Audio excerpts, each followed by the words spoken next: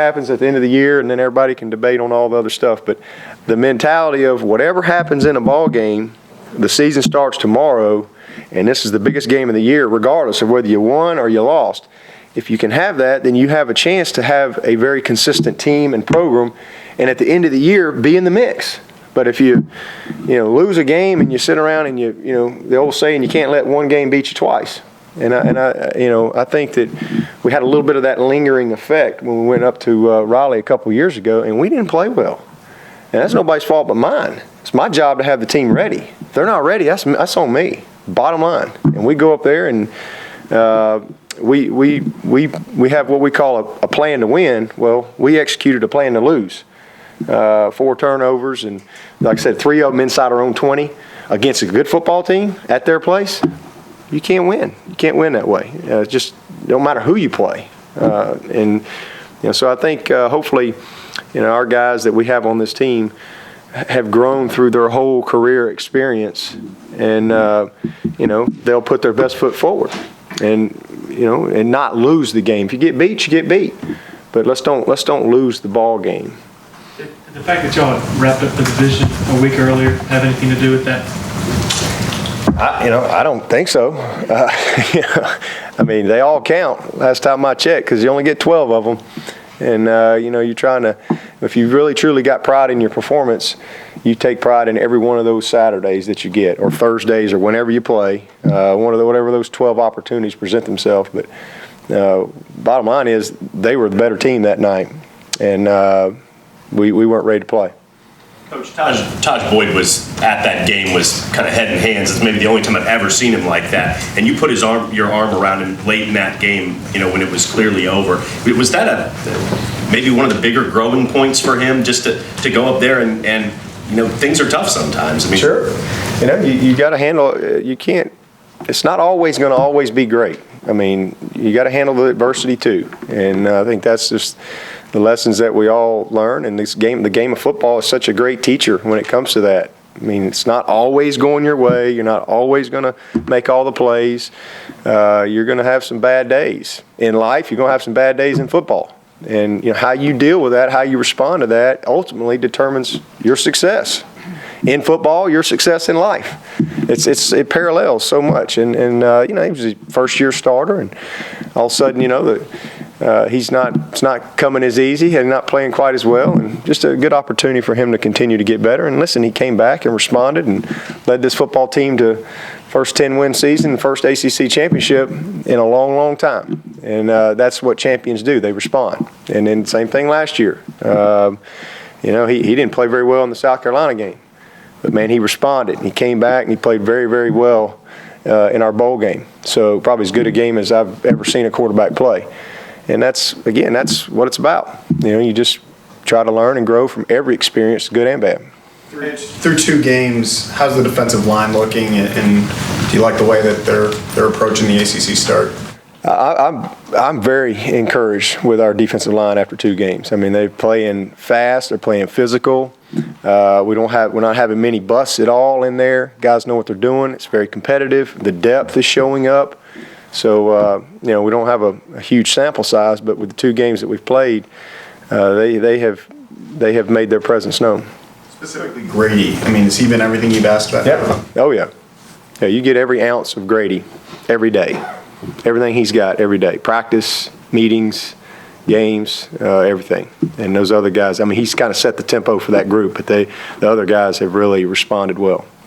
In terms of getting ready for a new staff that's doing something radically different, you're playing in just their 3rd game, have you and your staff kind of had a temper how much you overanalyze? Because you can look at all Northern Illinois last year, but they don't have any of the same players you're going to see on Thursday. Right. And part of it too, they've got to take, they've done a good job of taking what they've inherited at NC State and trying to have success with what they got. Obviously, they're going to recruit to a certain system over the next couple years, and they know what they're doing there. But yeah, we look at the Northern Illinois stuff, and you get a feel for schemes, and then you can gather good intel on their first 2 games. I mean, they've had to play tough to win those games, and we'll see a different NC State team, that's for sure. There's no question. I mean, That's just part of it. And hopefully that's the way it's always going to be. And hopefully we'll always get everybody's best shot, because if we're doing that, then Clemson is where they need to be from a program standpoint. And our guys will learn how to handle that and how to deal with that type of pressure that comes with that every single week. That's what all the great programs have to do. But we've got a good feel for what they're going to do. There'll be some wrinkles. We talked about that this morning in our staff meeting. There's going to be some wrinkles defensively. There's going to be some wrinkles offensively, some things that we maybe haven't seen. But that's football. Is it crazy that? Go ahead, Ed. Go ahead. Explain, if you would, what makes Adam Humphries so valuable to this team, and what are his strengths and skill strengths? He's got great speed. He's quick as all get out. He's got great hands, very smart. He's instinctive.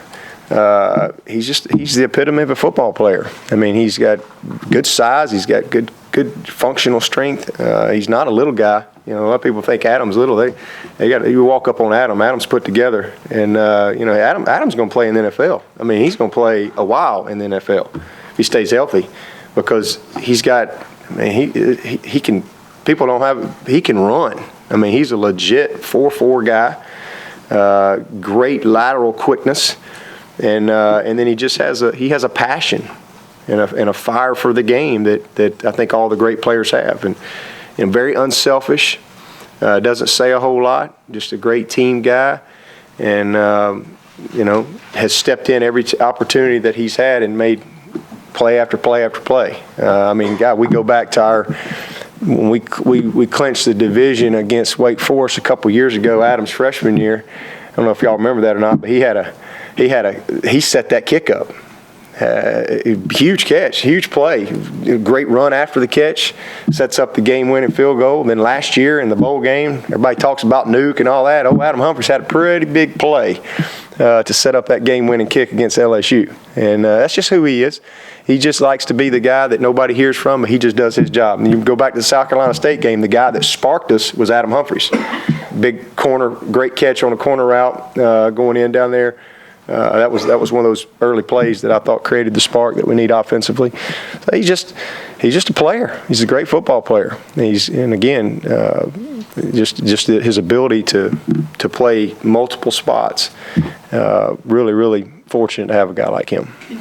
Can you remember when you first got him? Because there was some question as to where you were going to use him, as I understand. Never a question for us. I mean, we signed him as a wideout.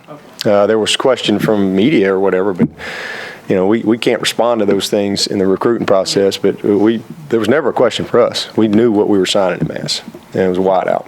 And when you worked him at corner in practice last year, did you? Oh, he's a natural. Oh, he could. I mean, that's who he is. I mean, Adam can go and play corner. He could go play safety. We could probably put him at running back. He's just a football player. He's one of those rare guys. That's what makes him very special. Not everybody can do that, but Adam Humphries could be a great DB. He's a great wideout. Nuke Hopkins was a great wideout. He could have been a great DB. He's just one of those few people that you say, hey, what do you want? DeAndre McDaniel could have been a great wideout, but he wanted to play DB. And for Adam, it was kind of the same thing. Hey, what do you want to play? Well, I want to play wideout. Well, that's great. Let's go. And he's been tremendous for us. And Nuke Hopkins was the same way. Didn't really know which way he was going to go. Hey, what do you want to play? What are you passionate about? I want to play wideout. All right, well, let's go. Worked out pretty good for him. The fact that Adam, maybe from a mental standpoint, like in high school, he'd play 5 positions in a game. I mean, do you see him knowing the DB because he's played DB? Yeah, he's played everything. Hardly ever came off the field. But I'm going to tell you, when I was sold on Adam Humphries, I saw him play basketball. I went to watch Sharon Peak, and I couldn't take my eyes off Adam Humphries. High level of basketball up there at Dorman, and he was the point guard and just running the show. And then defensively, a terror. That's when I said, you know what, this guy here, we better take a closer look at this guy. And we did. And of course, Coach Gutshaw, he was up there. He couldn't. I mean, he was standing on the table saying, "I'm telling you, you guys, the best football player on our team is this guy right here." And boy, he is again the epitome of a football player. He can do a lot of things to help your team win. You had a look at G-Hop in the last game, but you haven't had a real long look at either Williams or Johnson, or Green. You seen anything in practice that indicates they're ready to play on this stage? Yeah, they're ready. I mean, they're the South Carolina State game was big for them, just to be able to kind of, catch their breath. All freshmen kind of go through a transition phase, and you open up with a team like Georgia, that wasn't quite the stage for them, and the game didn't present itself where we really needed them. Had we needed them, they would have been in there, but the South Carolina State game was a great opportunity for them to go play, and really like where they are from a development standpoint. Both those guys, I mean, we're very fortunate to have Mike Williams and TJ Green. These are two big, strong, great athletic type bodies that are going to be big time factors for us as they continue to mature, and I think they're going to have their share of moments this year. They're just two good athletes, and hopefully we can continue to develop them and not have to just throw them out there if we can stay healthy. And then G-Hop is it's like I'm reliving. I coached a kid at Alabama named Freddie Millens, and it's like I'm living that all over again with him. So similar, it's scary to me. Body type, temperament, just the way he runs, the whole deal. I mean, he's very, very similar. And you hate to compare people, but that's just that. As coaches, you're always thinking about that. That's what he reminds me of.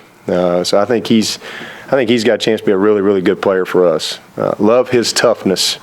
He's not a huge guy. He's not a little guy, but he's not a huge guy. But he plays big. He plays with a physical edge to him that I really like in a wide out.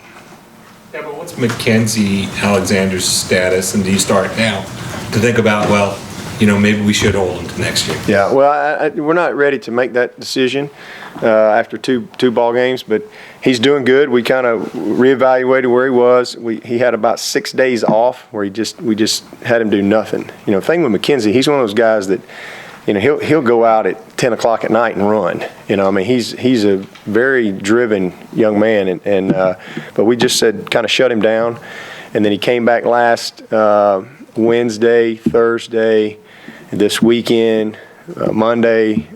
He'll go again today, and then he'll have some time off this weekend. And then the plan is to get him through. And we're actually today, as a matter of fact, doing another MRI and an ultrasound on him just to kind of see where we are.